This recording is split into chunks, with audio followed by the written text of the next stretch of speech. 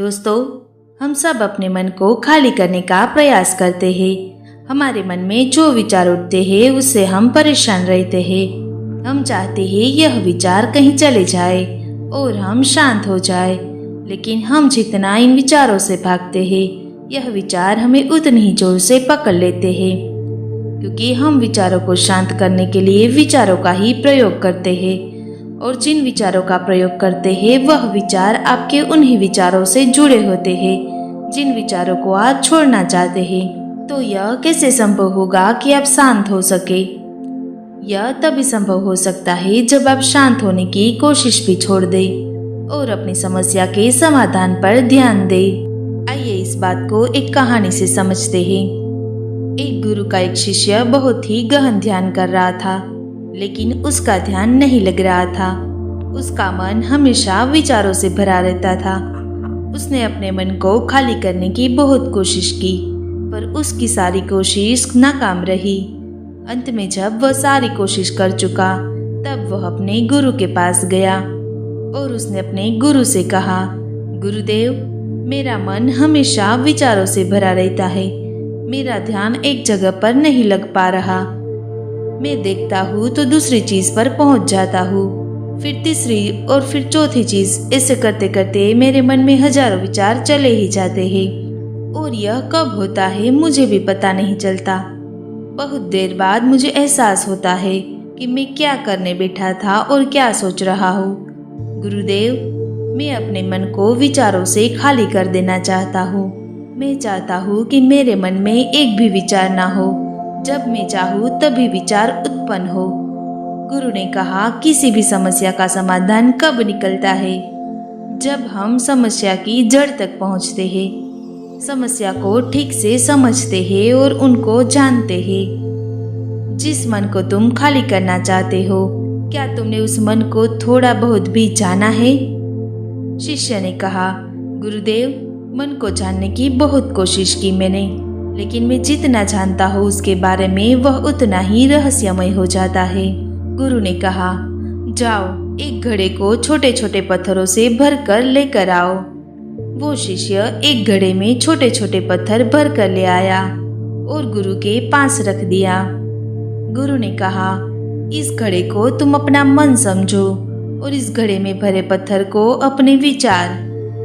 अब इस घड़े में और पत्थर डालो। शिष्य ने घड़े में पत्थर डालना शुरू किया। घड़ा पहले से ही भरा हुआ था, तो थोड़े पत्थर डालने के बाद बाकी सारे पत्थर नीचे गिरने लगे। तब गुरु ने कहा, रुको, ध्यान से देखो।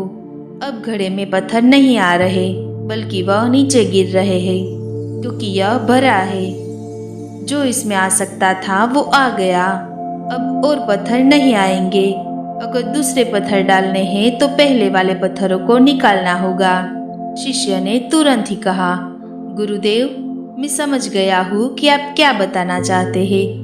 आप बताना चाहते हैं कि हमें अपने मन को विचारों से खाली कर देना चाहिए।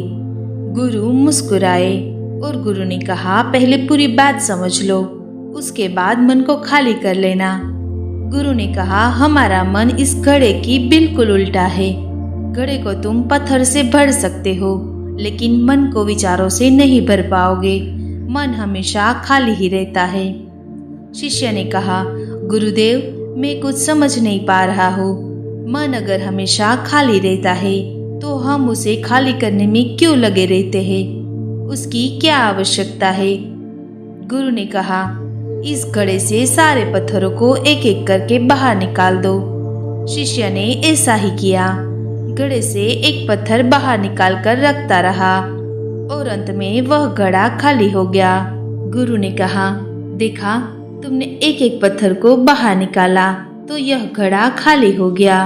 अब तुम इस घड़े में कोई भी पत्थर डाल सकते हो, दूसरी पत्थर डाल सकते हो या उन्हीं पत्थरों को दोबारा भी डाल सकते हो। आधा भर सकते हो या फिर से पूरा भर सकते हो। शिष्य ने कहा, गुरुदेव, मैं भी तो यही कह रहा हूँ कि मन को खाली करना है। यह पत्थर है, इन्हें आसानी से निकाला जा सकता है और घड़े को खाली किया जा सकता है, लेकिन मैं अपने मन को कैसे खाली करूं? गुरु ने कहा, इस खाली घड़े में एक पत्थर डालो और 2 पत्थर निकालो। शिष्य ने कहा, ऐसा कैसे हो सकता है? जब इस घड़े में एक पत्थर होगा तो एक ही पत्थर निकलेगा, तो कैसे निकाल सकते हैं 2 पत्थरों को? गुरु ने कहा, चलो तो ऐसा करो, इस घड़े में 2 पत्थर डालो और 4 पत्थर निकालो। शिष्य ने कहा, गुरुदेव, ऐसा कैसे हो सकता है? यह कोई चमत्कारी घड़ा तो नहीं है कि 1 डालो और 2 निकालो, 2 डालो और 4 निकालो। गुरु ने कहा, यह घड़ा चमत्कारी नहीं है, लेकिन जो तुम्हारा घड़ा है, यानी जो तुम्हारा मन है, वह चमत्कारी है। उसमें से सिर्फ तुम एक विचार निकालोगे, उसके पीछे 2 विचार निकलते हैं। जब तुम उन 2 विचारों को पकड़ते हो तो उसके पीछे 4 विचार निकलते हैं, और जब तुम उन 4 विचारों को पकड़ते हो तो उसके पीछे कई सारे विचार निकलते हैं। और ऐसे ही करते करते विचारों की एक लंबी श्रृंखला बनती जाती है, और तुम कहीं नहीं रुकते, एक के बाद एक विचारों को पकड़ते जाते हो। यह मिट्टी का घड़ा तो पत्थरों से भर जाएगा, लेकिन तुम्हारा मन कभी नहीं भरता, वह हमेशा अपने विचारों की जाल में फंसा रहता है। शिष्य ने कहा, क्या मन की माया से बाहर निकलने का कोई रास्ता नहीं है गुरुदेव? गुरु ने कहा, इस मिट्टी के घड़े को आधा पत्थरों से भर दो। शिष्य ने ऐसा ही किया। फिर गुरु ने कहा, अब इन पत्थरों में से कोई एक पत्थर चुनो और उस पत्थर की एक छोटी सी मूर्ति बनाकर मुझे दो। मैं जानता हूँ तुम एक अच्छे कलाकार हो। शिष्य ने एक पत्थर निकाला और उस पत्थर को तराशने लगा। फिर उसे लगा कि यह पत्थर अच्छा नहीं है, तो उसने दूसरा पत्थर घड़े से निकाला। उसे उस पत्थर में भी मजा नहीं आया। फिर उसमें से तीसरा पत्थर निकाला, उसका रंग उसे अच्छा नहीं लगा। फिर उसने चौथा पत्थर निकाला, लेकिन इस पत्थर में भी उसे दोष नजर आया। ऐसे करके उसने लगभग सारे पत्थर बाहर निकाल दिए। उसे ऐसा करते देख गुरु ने कहा, जिस पत्थर को तुमने पहली बार निकाला था, उसी पत्थर को यह समझकर तराशो कि कोई और पत्थर तुम्हारे पास है ही नहीं। तब उस शिष्य ने उस पत्थर को तराशना शुरू किया और उस पत्थर से अपने गुरुदेव की एक अति सुंदर मूर्ति बनाई। और उनके गुरु ने कहा, इस पत्थर से इतनी सुंदर मूर्ति बन सकती है, मैं यह सोच भी नहीं सकता था।